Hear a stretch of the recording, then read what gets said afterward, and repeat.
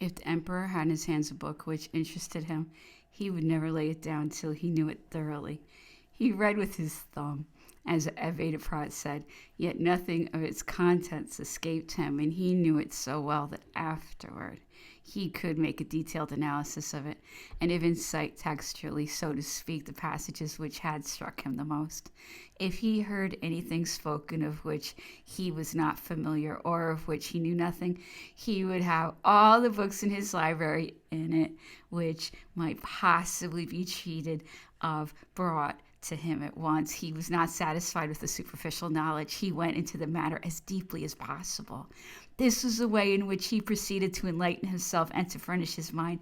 When the boxes of books were received, the emperor never rested until they had been opened. The volumes were handed to him one after another. He would turn over the pages rapidly and lay on a table those which he suspected of containing something. As for the others, he would throw them in a pile beside him, intending to examine them later. He had the books which he had chosen taken into his study and placed on a table near his sofa. The reading of these novelties would make him pass several mornings agreeably. When he received newspapers, he did not lay them down until he had seen everything in them which could interest him. At these moments, he was not the same man as before. His bearing, his voice, his gestures all showed that fire was circulating in his veins. His imagination became excited to such a point that he became a supernatural man. He seemed still to command Europe. This state of vigor of animation would last for several days. After that, the emperor would resume his habitual condition and his usual occupations. This heat, this power were revealed also when he dictated the events of his life, as, for example, the story of a battle. It was like one of those bulletins to the grand army after a victory. Sometimes when he read the English papers, I would stand near him with an English-French dictionary, and when he found a word which he did not understand, I would look it up for him. He would go on with his reading until he found himself stopped to give by another word. The emperor was very orderly in everything. He could not bear those who were not. In the matter of finance, he wanted the bills made out and paid every month. He carefully examined all the expenditures one after the other. When he saw that too much had been paid for something, he called attention to it in order that they might take care in future. He placed as much importance on an account of some hundreds of francs as he would have on some millions. He had a good memory and knew too much about figures to be misled, which was not at all agreeable to knaves.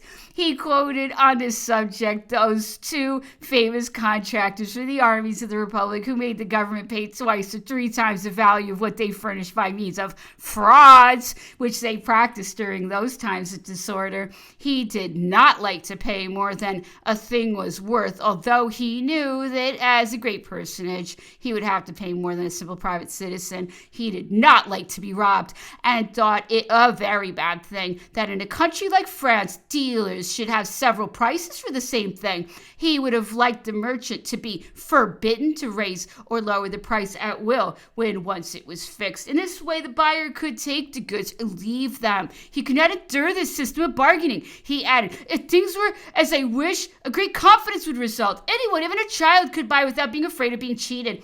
If I had remained in France, I should have established this method in commercial affairs, and I am convinced that everybody would have gained by it. The English charge high, it is true, but they do not have two prices, and consequently they are not subject to the quantity of small disputes which make them lose so much time. If I had not had this idea myself, I should have been grateful to anyone who had suggested it to me. They are not concerned in France with simplifying this part of commerce, yet it is very necessary.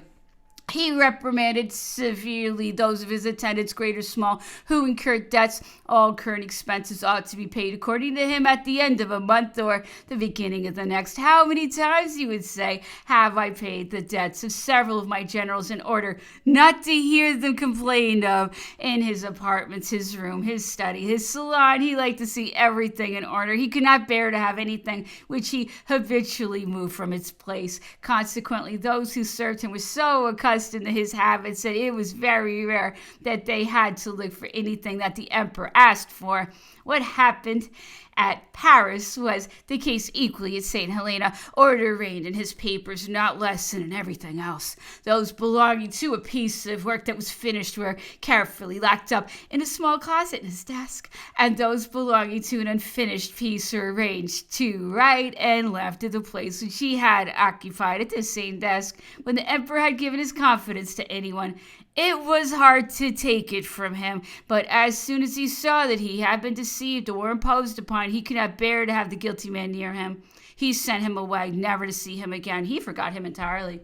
At the time of Marchand's intestinal disease, he was cared for by Dr. Verling, surgeon of the English artillery, who had been at Longwood by order of the governor since the departure of Messieurs O'Meara and Stocco. The emperor, knowing how the mansards, or more truly the garrets over his apartments, were exposed to the heat, particularly the sick man's, which was the hottest, had the kindness to have a bed set up for him in the dining room that Marchand might be cooler and more comfortable. Every morning, the emperor did not fail to ask how he was, as well as during the day. When he went to walk in his gardens, if he happened to pass through the dining room, he would come up to the sick man's bed and say to him, "Well, Mademoiselle Marchand, is the princess coming to see you? Has she sent to know how you are? Look out, she may be unfaithful to you." Marchand had a mistress named Esther who lived at Jamestown. She came to Longwood habitually every week with her little boy who was named Jimmy. When the emperor had left the house, he would ask whoever was with him what Verling thought and what medicine he had ordered. When he learned that the doctor was giving mercury to Marchand, he said, "These devils of English doctors treat the patients as they treat horses. Well, if Verling cures him, that's all I ask." Marchand was confined to his bed for 20 days and then got well promptly. It was on board the Northumberland that I first saw Dr. Verling. This doctor, who was a man of distinction, spoke French very easily and purely. He was received by Madame Bertrand, of whom I think he took care. He left the island a short time after Entomarchi arrived, and I have never heard of him since.